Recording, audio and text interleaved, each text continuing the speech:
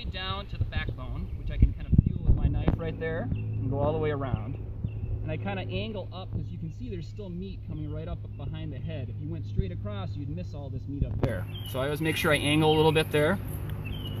Then I'm going to go along the top of the fish, right along this fin, and I'm going in until I feel the ribs. I'm just feeling that knife stop right there. That's the ribs that it's bumping into. So I'm just going to go along the top and avoid those ribs. Now when I get to this point, there's this other fin down below, and here's the anus of the fish. The ribs are done at this point, so I can go all the way through, and I'm just going to continue to cut, but I'm going to go all the way through, and I'm feeling the backbone of the fish now as I go, so that I don't lose any of the meat that's along the fillet. And I'm going to stop right there and just leave it attached to the fish, and I'll show you why in a minute. Now you can see I cut down all the way to the ribs along the top here.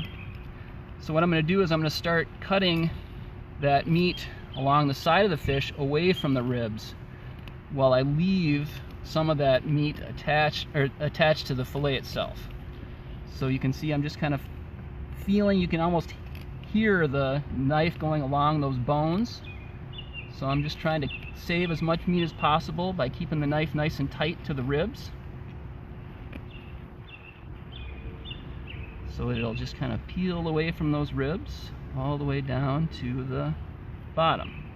Now when I get to the bottom, I can just very carefully cut that away.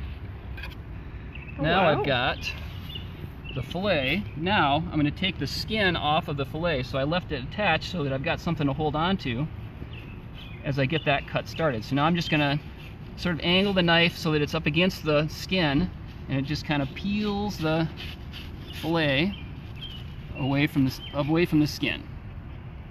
So there is what a lot of people will call a fillet of a walleye, although technically there's still a few bones left in there. Some people like to do one more cut. If you feel right along this, what's called the lateral line here, there's actually some bones right along this stripe here, and they come back again to where the ribs ended.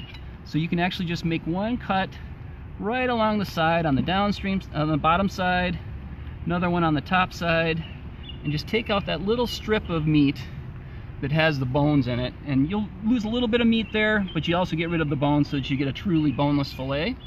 So that's kind of a personal preference thing. Sometimes when you cook this up, you won't even notice those little bones that are in there, but every once in a while somebody might find a piece of a bone, and if you have folks in your family that don't like that, maybe that extra cut's a good thing to do.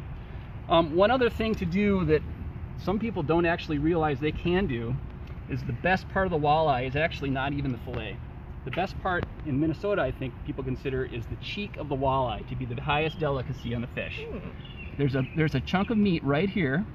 If you just start from the back of the fish and cut forward, you'll kind of peel it away, and then when you get to there, you can just start angling your knife, and you can peel that piece of meat right off of the skin that it was attached to, and yet with this little piece like that size, and it's a different texture than your normal walleye fillet is. It's a little bit chewier. It's almost like a scallop.